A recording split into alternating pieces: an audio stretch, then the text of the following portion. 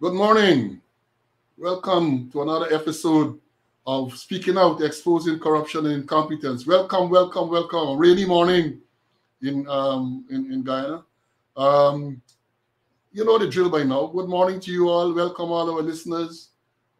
Share the live. Please share the live. Let people know that we're on and we are ready to go. Share the live. Share the live.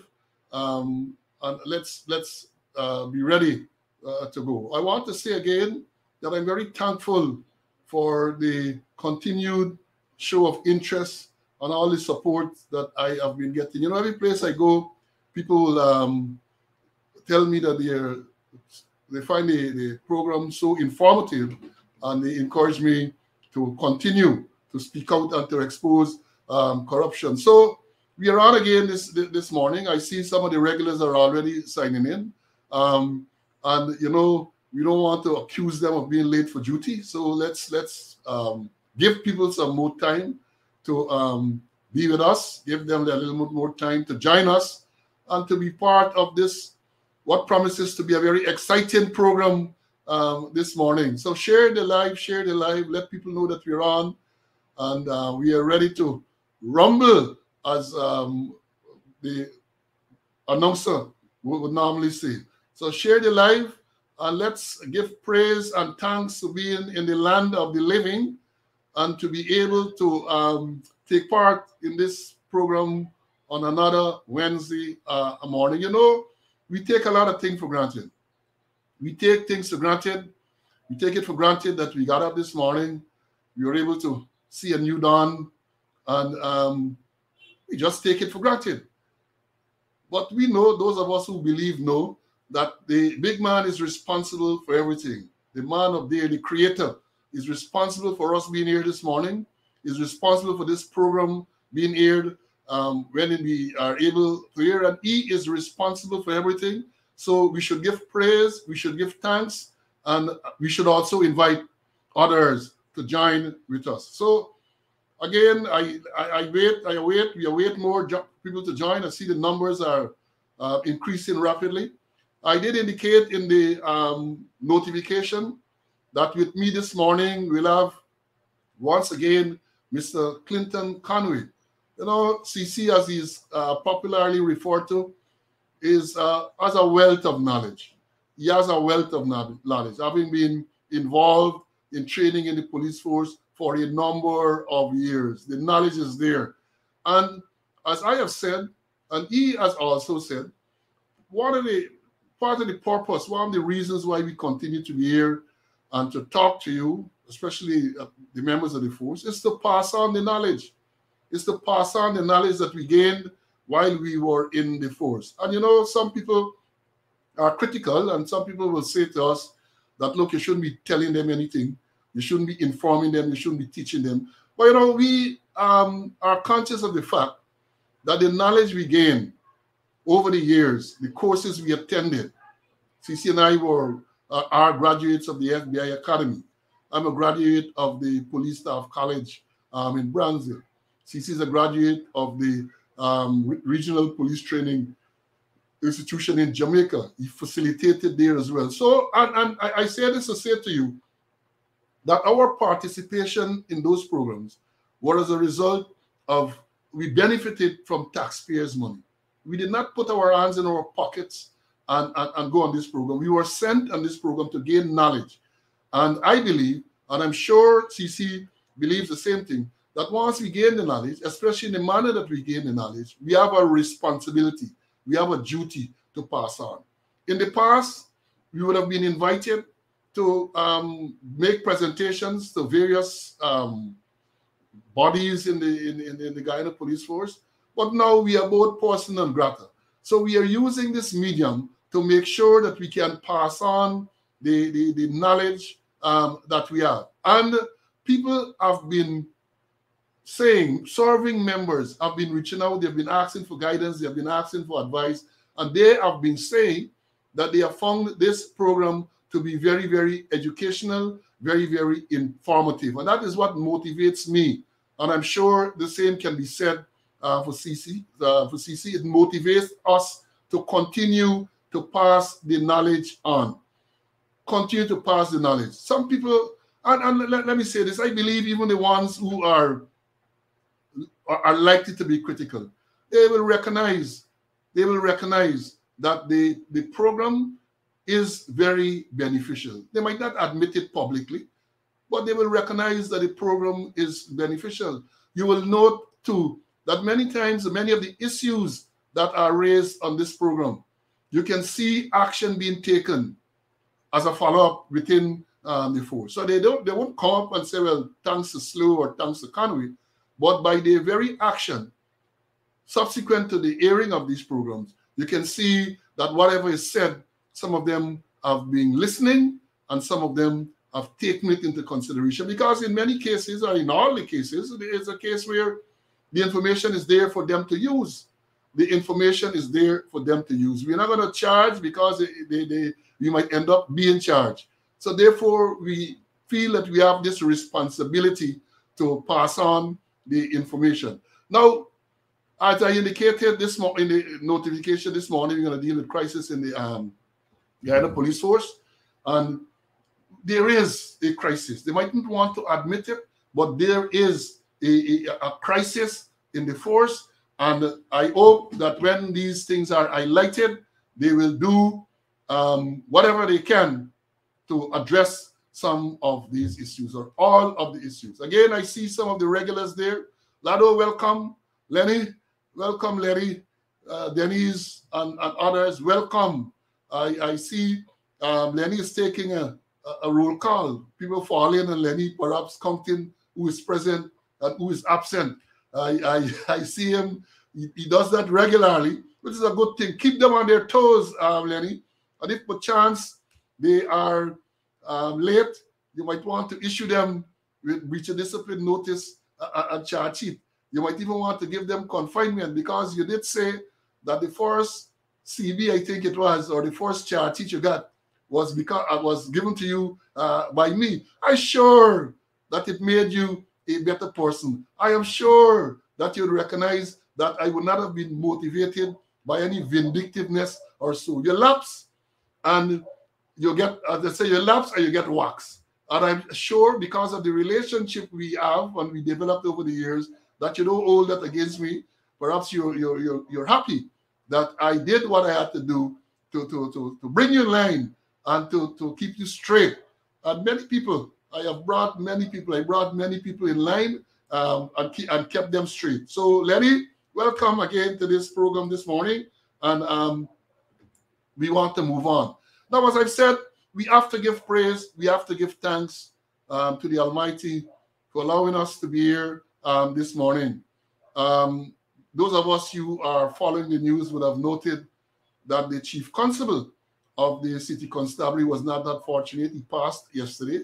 I understand suddenly he passed yesterday. I want to take this opportunity to express condolences to his relatives, friends, family, and members of the city constabulary, including the mayor and city council. Here it is, you have the most senior man in the city council just suddenly passed only yesterday.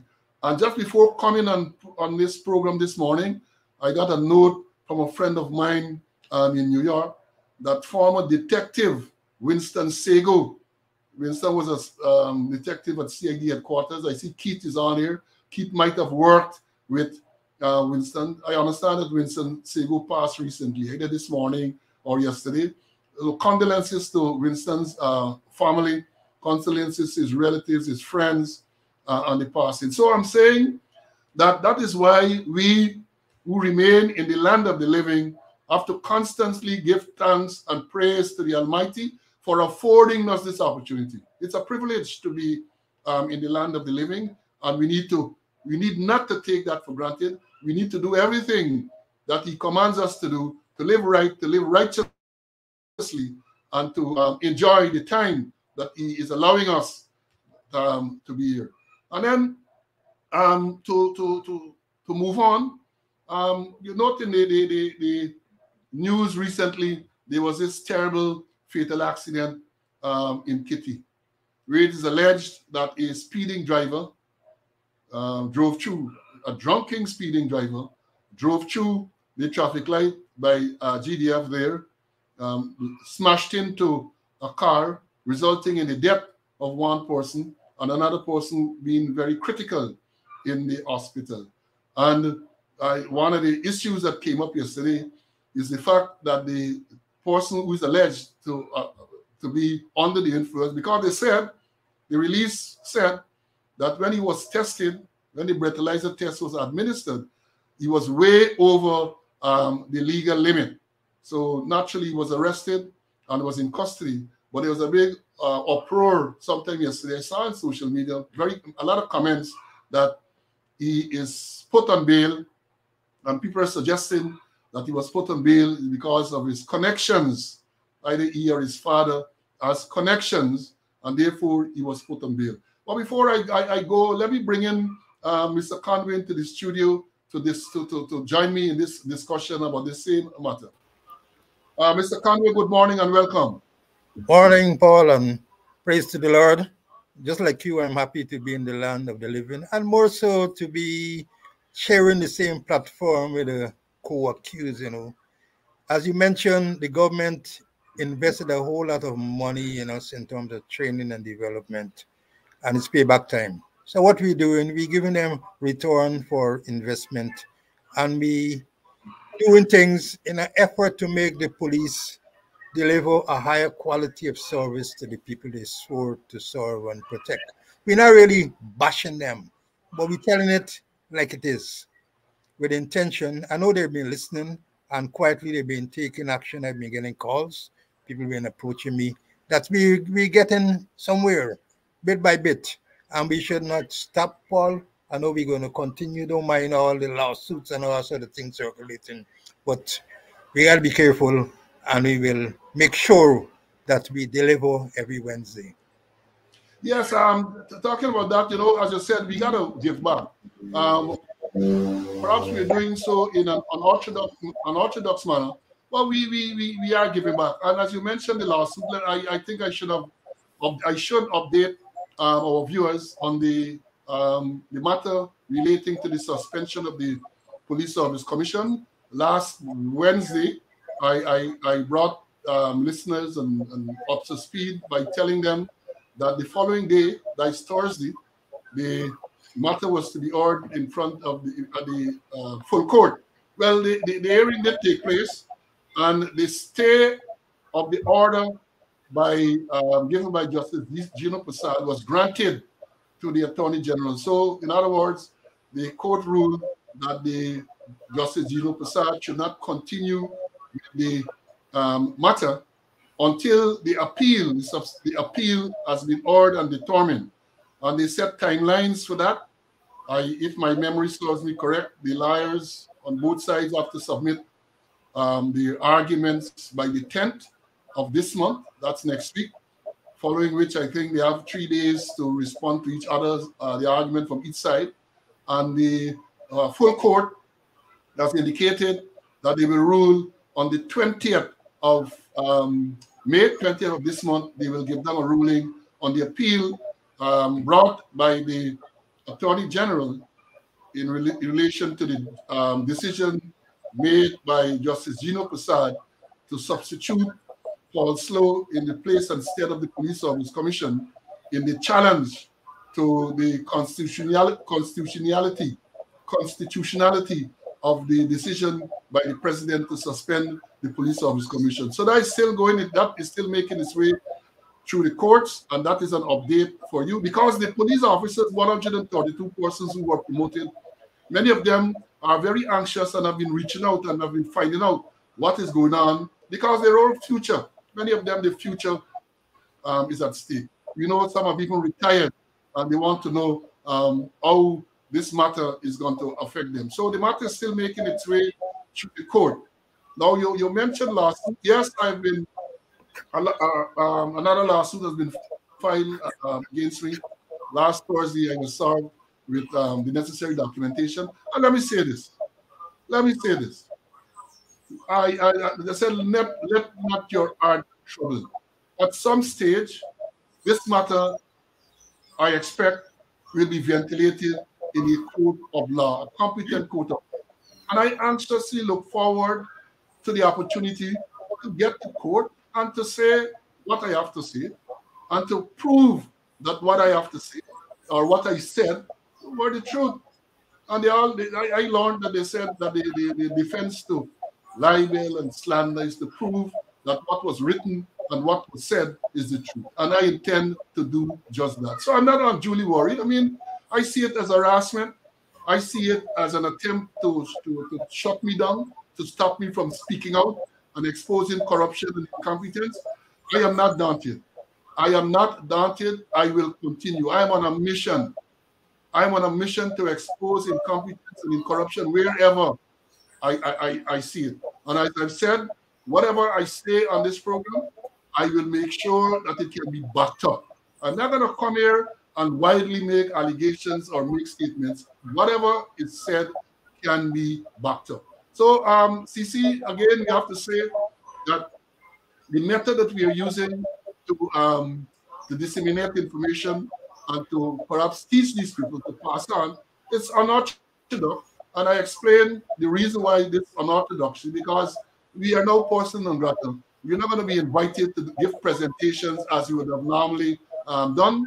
So this is the forum that we are going to use, and we're going to be here as long as it is necessary for us to be here. So once again, I want to thank you for being here this morning with me. Now, this accident that I referred to earlier, and the fact that the man was placed on bail, what is your take on it? Paul Ambiad revised the police policy that deals with those accidents and the use of breathalyzer. And those things were done after careful considerations. Apparently, they're not using that thing there. We spent hours discussing, and we presented that police procedure to deal with those things. Even the breathalyzer and even the, what we call the radar gun. First thing, those things need to be collaborated regularly. I remember when they started using those equipment, was in Larry Lewis' time, the National Bureau Standard was approached and asked to collaborate, and they didn't have the capability. We had to send them to Trinidad. I think you were around then, and you will know that we had sent to Trinidad for action to be taken. But they're not following what we revise. And I wish to urge them to pull up those files, get them going, pull up those files, get them going, and it's going to make their work far easier. And we're not going to claim property rights, Paul. We say use them if they want to be efficient and effective. And I'd be surprised that the man was placed on bail. Who is his father? What is the connection? We know what's happening, Paul. Well, let me say this. In terms of the breathalyzer, you made the point. Yes, those things have to be properly calibrated. Now, I recall when the law came into existence sometime around 2009. I was still in the force. I think at the time the traffic chief was Neil Semple. And I sat down with Neil and we put together some training points because we realized that the ranks on the road had to be properly trained to use this new equipment. So we went through the whole process. You will recall too that during the standing order review, because there was no, perhaps there still is no standing order guiding ranks how to use these breathalyzer machines. And I had prepared a comprehensive document, and we used that to prepare a standing order. That standing order had never been put in place.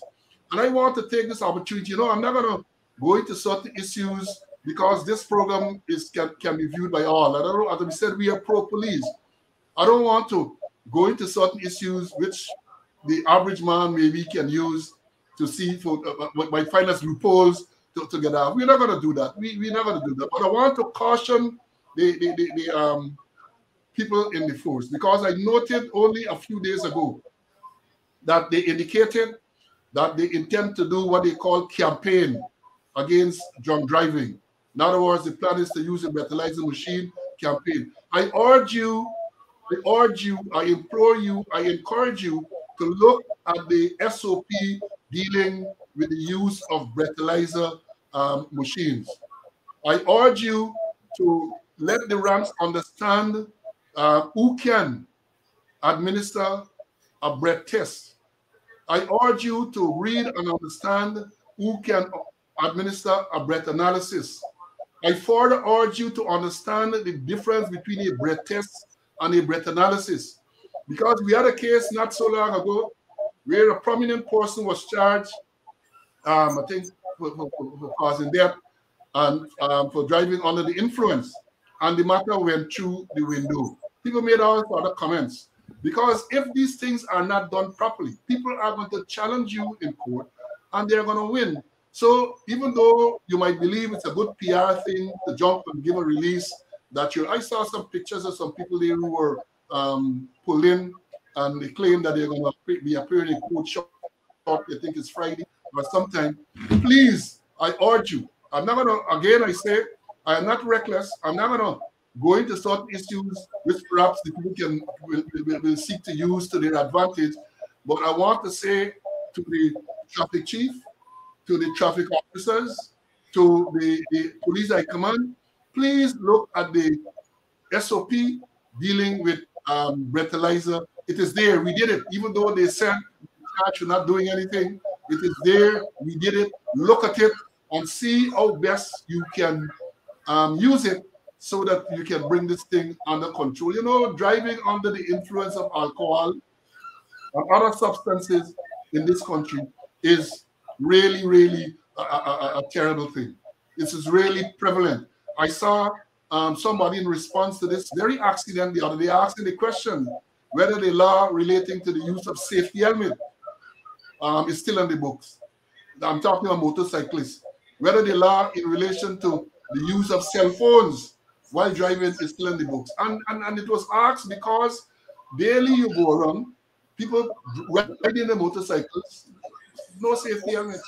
People driving in vehicles, and they're on the phone. People are not using seat belts and that type of thing. And I made the point last week in criticizing the move to deal with vendors and beggars at the street corner. I said then, and I repeat now for emphasis, if you're doing that, given what is going on the road with the lawlessness, I don't think you are prioritizing. I don't think you're prioritizing, and you need to rethink. People driving recklessly all over. And you will note that in many of these accidents that we have had, many of the accidents we had, fatal accidents that we've had recently, is people losing control. People losing control, crashing into some stationary vehicle, running off the road, which means that people are driving at excessive speed. You won't lose control if you're driving slowly. People are driving at excessive speed. People are drinking and driving regularly, right? And people, they don't wear seatbelts. People are there on the telephone and are distracted.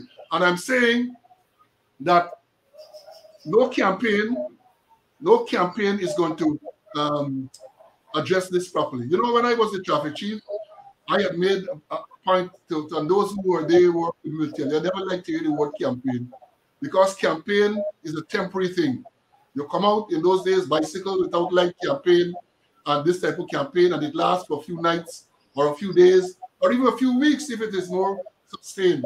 Then you forget about it, it's back to square one. So forget about this campaign mode. The traffic chief, the current traffic chief worked with me and he knows. Forget about this campaign mode. You have to be in the mode where you enforce the law all the time.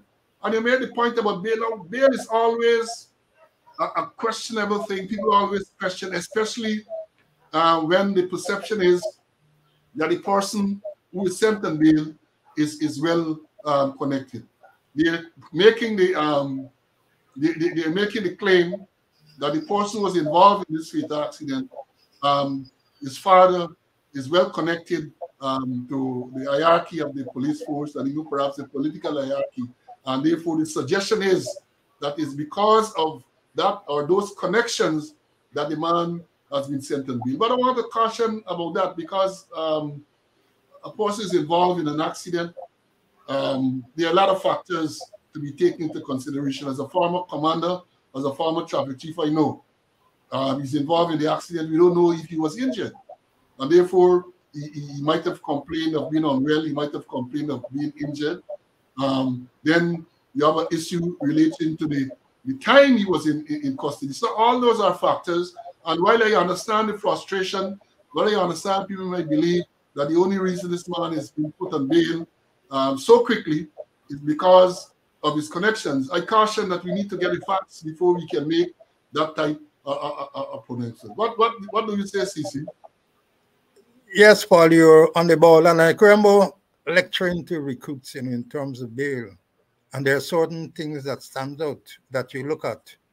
Will the granting of bail defeat the ends of justice? Will the prisoner attend court? Possibility of absconding, and a whole lot of other issues that you have to look at carefully. As you rightly mentioned, that it is controversial, not only in the police granting bail, also in the courts, the magistrates' courts, the Supreme Courts. Bail is a really controversial issue, but it needs to be properly dealt with, and you need to examine several issues.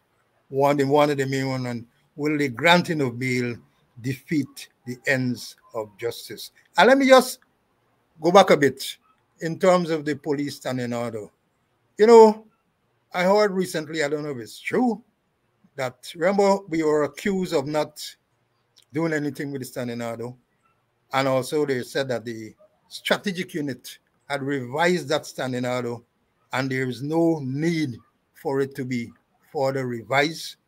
Even at the conference that they had on integrity, or it calls for the standing order to be reviewed.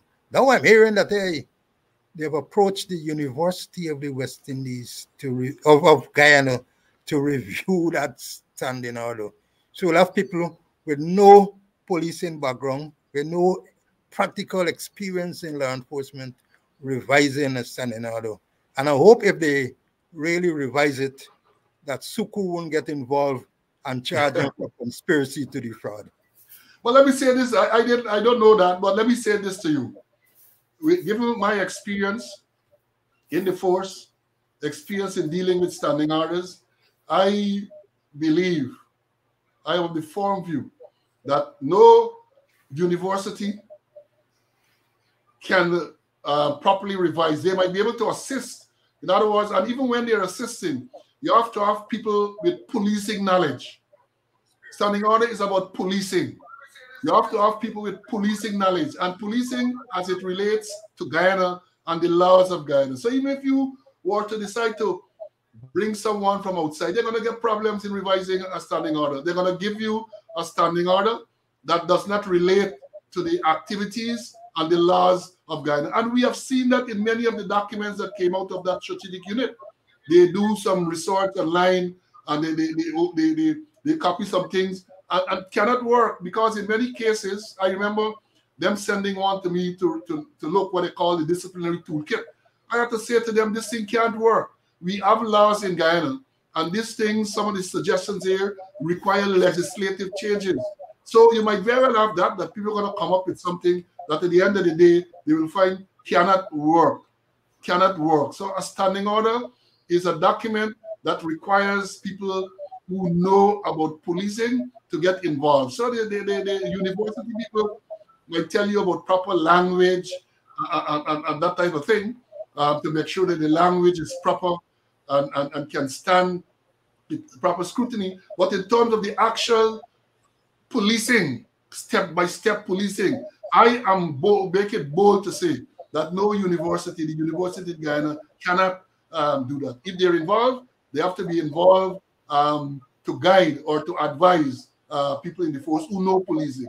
And let me say, we know that the people in the force who know policing at that level, they are very few, perhaps even non-existent, very few. And they are what, no one man or group. They don't know it to that extent to be able to put together a proper standing order. What do you say to that? You are correct. And I'm sure you're talking to the current movers and shakers inside and outside of the Guyana Police Force. We know them well. Yeah, that standing order is not an ordinary document to be prepared. And as I said, we prepared the one dealing with the breathalyzer test. We prepared that. The draft is there, and I will urge them to use it. Because if you don't train the ranks and use it properly, you're going to find yourself in a situation where people go before the court, and when they plead not guilty, I mean, most people will go and they plead guilty because they don't want the run around and because they don't know. When a person goes to court and pleads not guilty, and you have to then establish the rank who stopped and who administered the test, have to go and give evidence and be cross-examined, that is where the trouble will come. So again, I want to urge them to pull that document up. It's there, pull it up, look at it, and see how best you can use it to train the ranks, see how best you can use to have it implemented so that you can avoid these pitfalls that you're likely to face if you continue to go down this road. Well, let's move on. There was a matter that we dealt with. The matter that we dealt with the policeman who was found sleeping. I understand that when we spoke on the last occasion, that subsequent to that, they claimed that the rank was not charged and that an investigation was ordered by the OPRs to conduct that investigation. I am saying that that is not true. The rank was charged. He was charged with neglect of duty, contrary to Section 4E2 of the Police Discipline Act, Chapter 1701. I understand that the matter might not be continued this time because they're waiting on the investigation. But I said last week that such an investigation, I don't think that the Office of Professional Responsibility is competent to conduct such an investigation. This investigation should not be about when the man was posted on duty and why he wasn't relieved after 8 hours and all of that. It has to go further than that. It has to go further than that.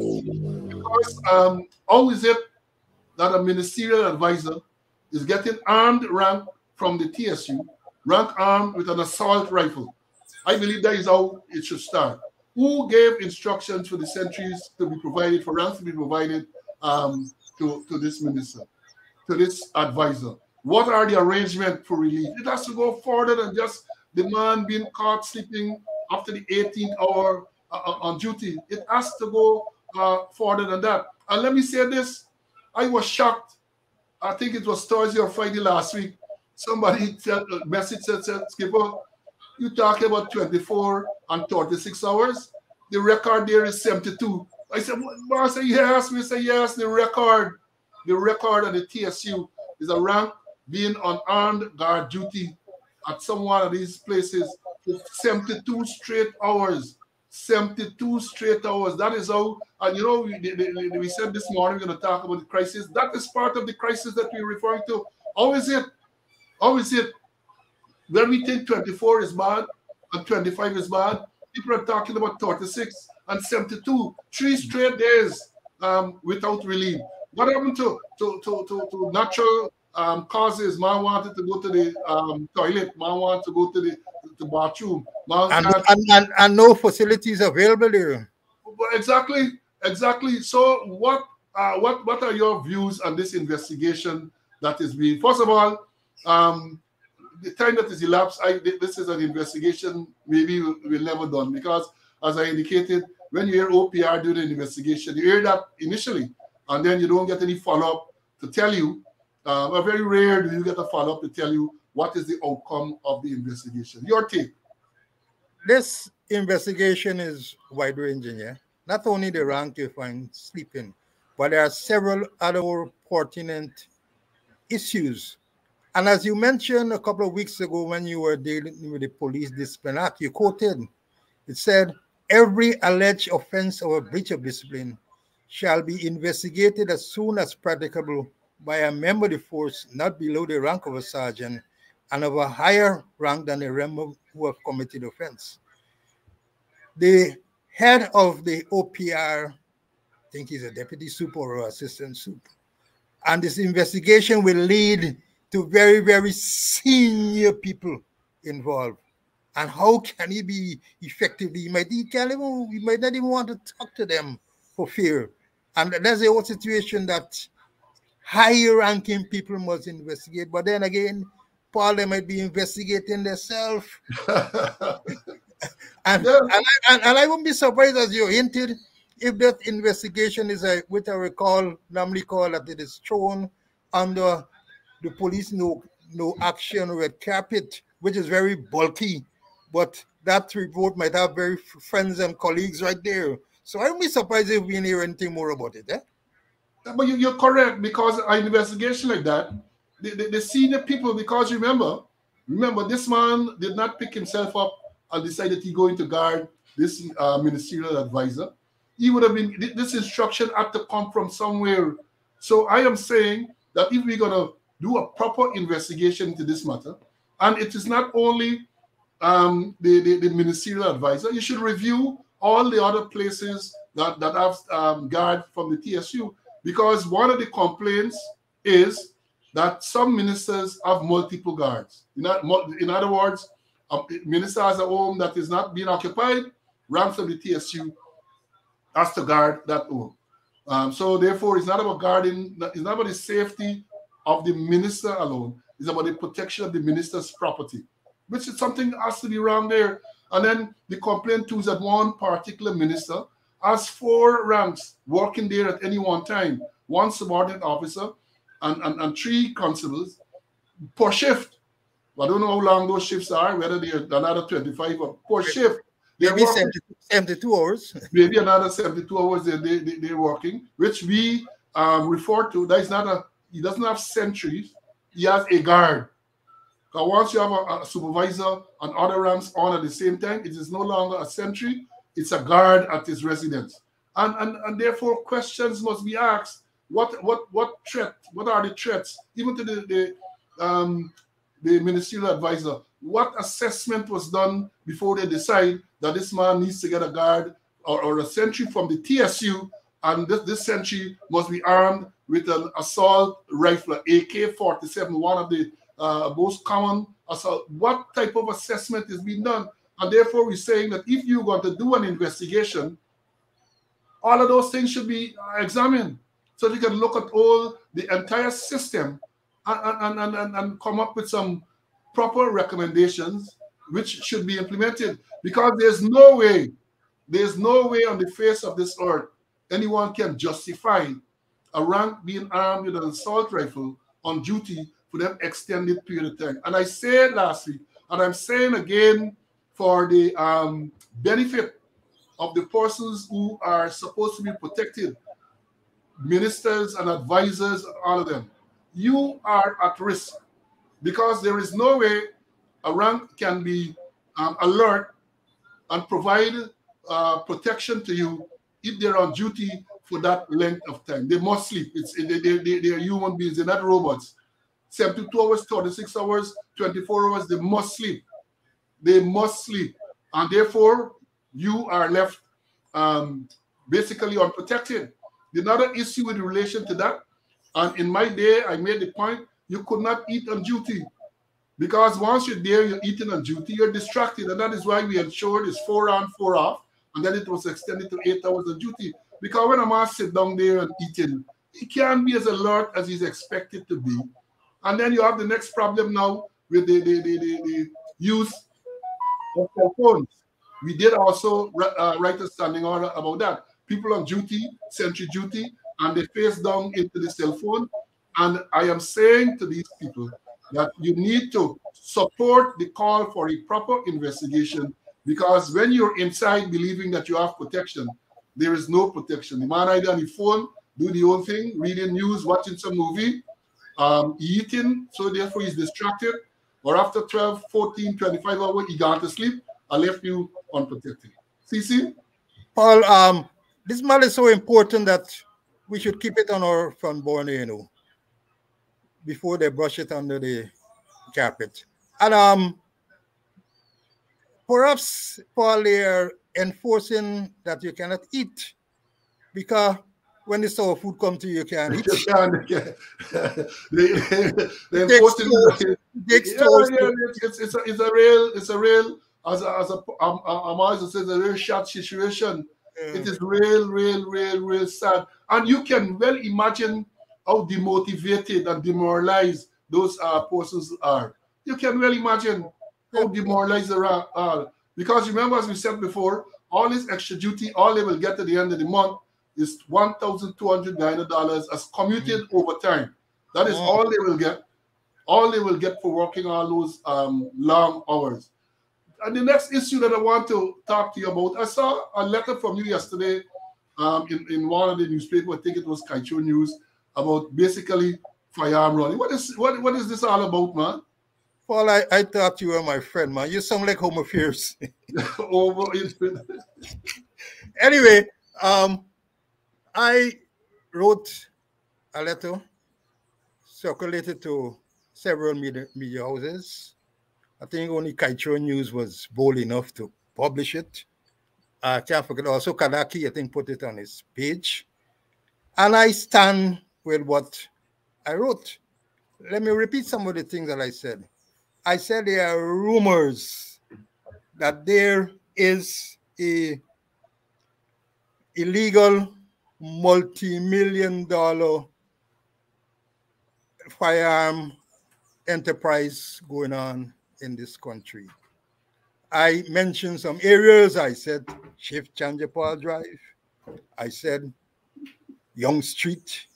I said a house in Rob Street. I said Lamar Street. And I said a location northwest of the Burnt-Out Police Station.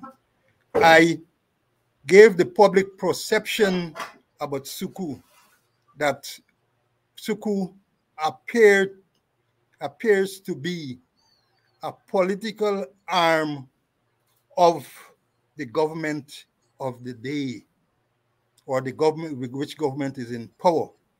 I mentioned names, people like Dr. Irfan Ali, Dr. Roger Lonchon, Dr. Bharat Jagdeo, Anand Mike Washington, and others who, when they were in opposition, how they were treated by Suku. I mentioned also that presently what is going on, certain selected members of the others who are being targeted by Suku. I said I have no confidence in Suku, and they must not send them to investigate, to ask me any questions, because they're going to reach up with a wall of silence. I also said that allegations were passed on to persons who are both competent and compellable to take corrective action. Lo and behold, my letter was published yesterday, and hours afterwards, there is a press release from the Home Affairs Ministry requesting me to give information to CID and the Ministry of Home Affairs. I have no intention of doing so. The CID is not confidential. Home Affairs is not confidential. And the alacrity in which this was done, hours after it was published, there is it. And I did some training in statement analysis. I think you did it also with the FBI. And part of the statement read that I must submit information to aid in the ongoing investigation. So that means it got some truth inside. Well, yeah, right? Because if it's an investigation is ongoing, it means that what you're saying have some truth, and this investigation is has commenced, and they just want you to assist in this ongoing investigation. So they account to the account to what Chandra Narayan said. You got to find out who's the alligator. Yeah, and Paul, I'm not going to spoon feed any police. I'm not going to babysit any police. The police force don't employ babies; they employ grown-up men. I give them enough information to work on. There's enough value there. Right. Well, you know, that's what I stand with. But you know, it is sad because they've always been, for the longest while. It's not something now. For the longest while, there have been rumors about monies being passed for people to get firearm license. I remember when a particular minister was there who's now deceased. People used to talk about it. People used to talk about it. Particular people in Young Street, when they were there at the end, people used to talk about it. I know people came to me and people told me, they tell you about the amount. They tell about the amount that they provide. Well, this one is 1 million. $1 million. The thing gone up. Depends on the caliber. The business get bright. Gone up. We got a good friend who is saying in the commentary, you should tell them not to be intellectually lazy. Let them go and do some work. A very good friend of ours is making that comment on the show. Now, let me tell you this. As I said, there have always been rumors. They have been said, and to over the years, you hear about a lot of change. I don't know what the real process is now. Back in my day, the person make an application, it is investigated, a report is submitted to the commissioner. Used to get this special branch and all of these people involved in the investigation, and then a recommendation is made by the commander to the commissioner, and then eventually the person gets approval, or the person is told that your request has been denied. Over the years, the ministry became intimately involved in this process, and we can recall, or I recall reading that they were what they call a firearm licensing board. Names were published so that the final decision, it was said, is not that of the commissioner of police, but it was this firearm licensing board. I don't know how legal it is. I did some research. I can't find the law relating to it. So there are a lot of changes over the years. But perhaps we got to do what Trinidad this morning was reading, one of the Trinidadian dailies, where an assistant superintendent, an acting assistant superintendent, and a sergeant have been arrested during an ongoing probe into the issuing of firearm license.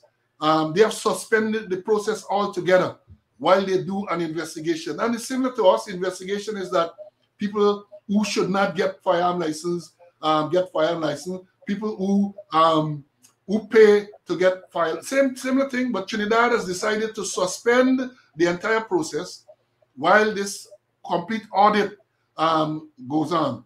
And the commissioner is quoted as saying that in response to a media question, that if persons are found to get a license that they should not get, it's likely to revoke. People are likely to face criminal charges as well. Perhaps the time has come for us to do just that. We remember the infamous upgrade of what a man who was known to be a killer. This is not an allegation. A man who was known to be a killer, and his firearm license was upgraded from a 3.2 to a 9mm pistol. We know that. So there's no doubt that the system is not what it ought to be. People in the system right now, people with all kinds of caliber firearms. People have .45 pistols, 9mm pistols, all kind of calibers. When it comes to rifles, it's like Wild West.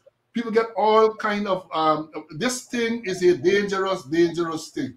And I am always, when you go around town in certain places and you see people with automatic and semi-automatic rifles, I am always concerned that someday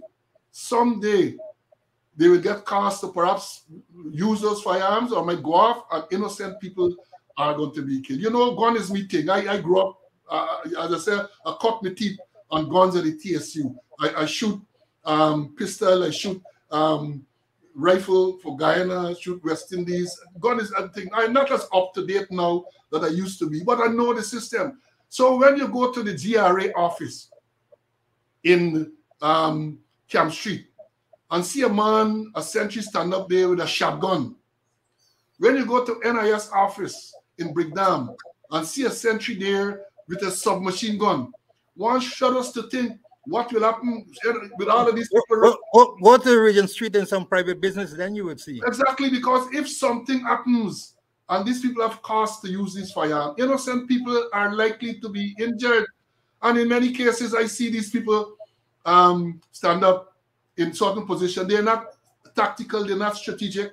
So if anyone comes there to commit a robbery or anything, the first thing you got to do is just put a gun to them and take away the gun because they're right there in the public. This thing needs to be reviewed. This thing needs to be reviewed. I think the time has come, in light of all the allegations that are going around, to make sure that the whole system is properly audited. And perhaps like Trinidad, if people get firearm license under the table, they revoke the license. I think the time has come for that. But moving on, yes, just to conclude that part with firearm, you mentioned about the firearm board. There are allegations that many applications don't go to that board, and people get their firearms without the approval of the board, without the board seeing any kind of document. And it's frightening because you find a whole lot of firearms on the streets with persons who are corrupt, and they obtain them unlawfully. It's frightening what is likely to happen. No, the whole thing too, one of the issues that I've had over the years with people who are granted firearm licenses is the level of training that they're exposed to. Very little training, very, very little training. I know of many incidents that causes you to laugh when you hear about them. I remember one of a man who was licensed firearm holder. His firearm is in a briefcase. So when the people snatch the briefcase, they go with the money, the briefcase, the firearm, and everything. And you hear a lot of those stories. So the thing is, I believe the time has come for this thing to be looked at. And if we move on to talk about the crisis, yes. We talked about this strategic plan. I understand the man who sits in the office there now at Rabbit Walk and Young Street. I read something he's talking about some implementing of the new strategic plan. What this new strategic plan? I don't know of any new strategic plan. Is there a new strategic plan? Paul, as far as I'm concerned, as far as I'm aware, there is no new, let me use a new strategic plan. I heard about strategic plan 22, 26, but no, I'm not. Apparently, they have dropped those years 23, but the strategic plan. The strategic plan I know about was 2011, 2015. I know of that one too. And there was one before that. Presented, yes. So I don't know of any new strategic plan. And if they get it, the executive leadership team members don't know about it. The other senior officers don't know about it. The junior officers don't know about it. The station sergeants don't know about it. Worse yet, the constables. So how is it going to work when you get anything in bits and pieces? It wasn't circulated in a one document to all the officers. Strategic plan is a serious indictment on the police force. And maybe as time going, that we might gotta use a whole session to look at the 2011, 2015 strategic plan, because it calls for, you talk about operational priorities, you talk about people, partnership, performance, infrastructure, and those are the words that I'm hearing coming out of the mouth of certain senior people in the Guyana police force. If you're plagiarizing, tell me you're plagiarizing. If you're copying, tell me you're copying. Tell me we have a strategic plan. Don't put no years to it, as the case may be. And it calls for a whole lot of action and those are the things to be put in place. Let me have some documents here, because I was part of the strategic team, and I could tell you the British people, Captain Simmons, they are very thorough and they are very futuristic. I want to read something from page 21 and 22 of that strategic plan. They're saying that they talk about strategic risks. Here's what they said. The Ministry of Affairs does not have a strategic plan which gives overall direction to the GPF strategic plan. Managers in the GPF will not be equipped to deal with new and emerging challenges arising from modernization. There will be insufficient succession planning, or maybe need to have succession planning to ensure that skilled resources are in place to deliver this plan. Another one, staff of the GPF may be resistant to change so that the activities outlined in the plan may not be achieved or will have to be delayed. Alleged, and this one is current, perceived corruption within the GPF will adversely affect public trust and confidence in the police. There may be implications of the nature and type of criminality in Guyana as a result of an increase in the population and or an influx of non-Guyanese nationals. And let me give you this last one. Insufficient human resources will be available to the GPF to implement the strategic plans. They put 25 risks there, and they're staring us in our faces. So that was the plan. Those are the risks identified in the plan for 2011, 2015. I suspect based on what you have read there, those things are still relevant today. More than relevant, yeah. I went through it too over the years, and I remember they talk about succession planning. I have been talking about the lack of succession planning. That's one of the main issues, I think, in the force, lack of succession planning. So right now, if we look at it, you have a person who sits in the top office who is 53 plus or something like that. In other words, all things being equal, he is to retire very shortly. July, you'll be 54. Well, you see, all of that. Now, so what plan, what type of succession we talking about? Only recently we had Mr. Ramlakan, good man. He was there. Excellent. He was there at Region 1.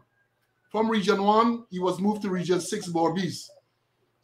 Then he retired. Within 2 years of being there, within a year of being in command of Berbice, he's now retired fully. He is replaced, when he went on retirement leave, he's replaced by someone, Mr. Prasad, who retires this year. So you have a situation where the man who went on retirement leave sometime late last year, replaced by a man who goes into retirement this year. So what type of plan are we talking about? What type of succession plan are we looking at? Are they not sitting to see that if you want continuity, if you want a proper succession arrangement, you have to make sure that people are identified and properly trained. And I emphasize that.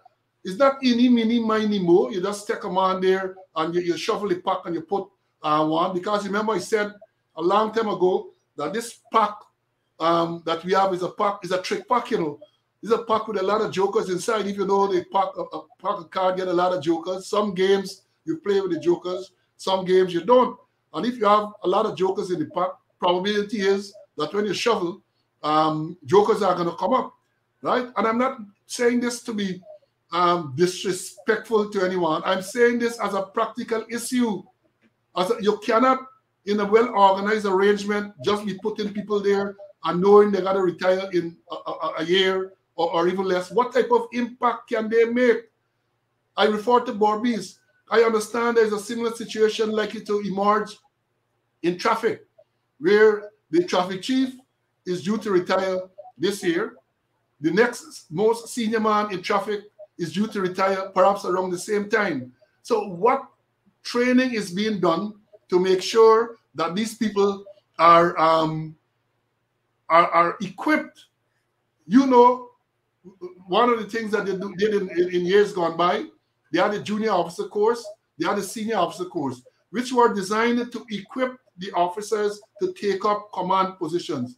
They have not had a junior officer or a senior officer course for the longest while. So how are you training people to equip, to take over? And when they are thrust into this position, when they are pitchforked into this position, the likely outcome is that they're not going to do as well as is expected, and then you blame them. But how can you blame them? The system is not preparing them for these command positions. Paul, let me mention some others. We have a man in a very highly specialized position. was recently sent to in charge of that place.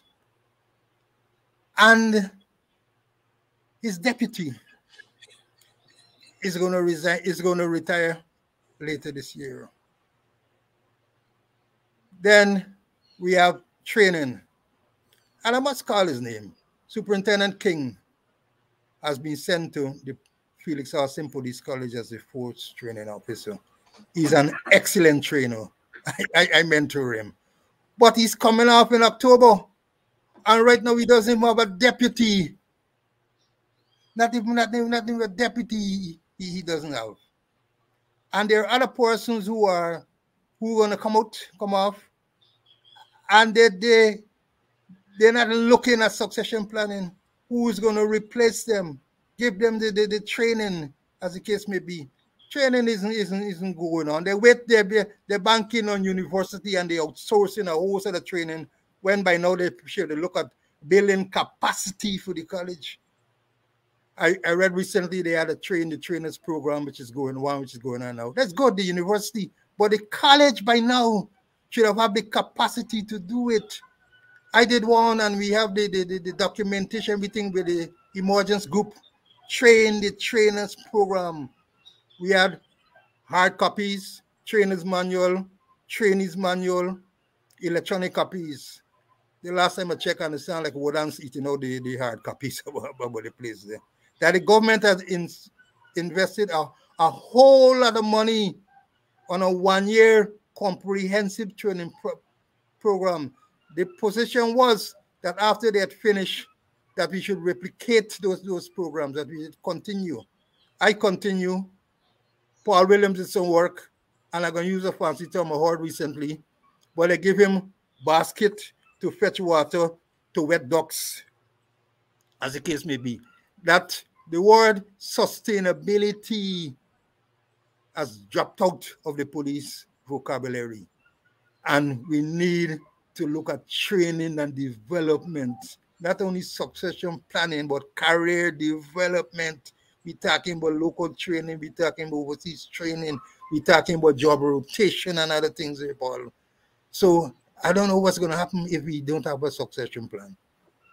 See, this has been so enlightening. I believe that we got to come back and continue, because we just touched the tip of this thing with the strategic plan. Yes. And some of the important aspects of this plan. We talk about succession because I think that is critical. Yeah. That is critical in any organization, much so an organization like the Guyana Police Force. You can't just be throwing officers into position. You have a commander right now in Region 1, a commander right now in Region 2. The people have not been prepared for those positions. You just take them and you put them there. It's unfair to them. It is unfair to them. They ought to have been exposed to proper training to take over senior command positions, so that when they go there, they hit the ground running. But Paul, on a lighter note, 1 and 2 put together can't make 1. Well, you see, and again, I'm not blaming them. They might have the potential. They might have the potential, but it is the responsibility of the system, to make sure that they are properly prepared for those senior positions. Because when a man is a police commander in any division, the smallest division, he has serious responsibilities. He has to know what his responsibilities are. He has to know how to command resources. He has to know how to plan. He has to know all of these things. He has to know. And just putting them there and expect that they're going to learn on the job is not good enough. And I say again, interacting with the university is excellent, very good. Yeah, I agree. University does not teach policing. The university does not teach policing. The policing knowledge that we would have acquired, apart from that we acquired on the job, is some of the courses we talk about, like the junior officer course, the senior officer course. And those courses are the courses where you have specific topics relating to managing specific policing issues. And you really need to make sure that those things are addressed, because we're talking about an oil economy now. And the same plan there, the 2011-2015 plan, even though they did not mention oil, You can extrapolate and we can realize they were very futuristic, Paul. Yeah, because you have to be futuristic. You can't be expecting to operate in the 21st century and not be futuristic. You get emerging technologies, you get emerging crimes, you get a whole set of things that you have to be abreast with. So I want to say to you that we need to continue this discussion. And once you agree, next week, Wednesday, God's willing, I think we should come back and pick up from where we left off. What say you? I agree, but then, you know, Paul, so many things happening in the police force. I hope that some issues don't come up. Well, exactly. That always takes away the time, because by the time you go into the meat of the subject, so many issues come up that you need to, current issues that you need to really spend some time and address. CC, I want to thank you. Before that, you mentioned about Trinidad. I read Trinidad where Trinidad had a massive blackout. I think some tree falling somewhere and had a massive blackout. And the report that was tendered in the Parliament Trinidad, perhaps the police can get some copy and look at it, where they blame the police and other services that should have been able to react to the situation. Yeah, they should read it, and part of it they trying to concentrate on the internet when the internet was down, and they didn't use their brains. Maybe use the radio stations and anything to them. But you know, if they can look at it, because there are many lessons to be learned from that Trinidad incident. Well, you remember and I'm giving them free information. I'm not charging anything, you know. And you better don't attempt to, because you can find yourself bracing up in front of the court and you arrest again. Remember, a year since when they institute the charges against us is rapidly approaching. Yeah. So maybe they give you an anniversary gift. So you got to be extremely, extremely careful. And you know, when you talk about the police, remember, and the police not being innovative in Trinidad and using the resources. Remember, the instruction from the top man is that we're moving away from boots on the ground. You know, it's a boots on the ground becoming obsolete. So we're going into what they call this high technology policing. So I really want to see how that will work. I prepared an article on boots on the ground. You will read it. Thank you very much for finding the time to share with myself and the audience. I think from the comments, the audience have been very engaged, and I want to thank them for their attention. And thank you again, CC, and see you next week. Now, folks, I want to close this morning. As I said, you know, time really moves. Time flies when you're enjoying yourself. And I'm enjoying these presentations. Again, to caution you, you know, this week I have an additional caution. It looked like the rains are here, and therefore in using the roads, you have to be extremely careful. Extremely. Drivers, riders, road users in general, please let me make sure that we understand that when the roads are wet, braking distance is different. So you have to drive more carefully. In some parts of the country where these farmers come out with a tractor and the cage wheel and a lot of mud on the road, you got to realize that you're driving through mud, the vehicles are going to, even the braking distance become even more problematic. So I'm saying to you, let's be careful during this period, and let's don't get involved in the accident. Speak to the people in a vehicle and a driver going too fast, talk to them. Talk to them. And finally, COVID is still with us. The numbers are continue to look very interesting. The thing about it, however, is that when you look at certain places, New York, for example, they alert going up because the numbers have been going up. And if numbers are going up in those places, chances are that if we are not careful, we will find ourselves in the same buduk, as they say. So please, let's continue to do what we know is the correct thing by now. By now, it's not no guess. We know the protocols work because it's as a result of the protocols, including things like vaccination and all of that the numbers are as low as they currently are. So please continue to stay safe. And God's willing, next week, Wednesday at 11 o'clock, we will be here again for another episode of Speaking Out, Exposing Corruption and Incompetence. Bye for now.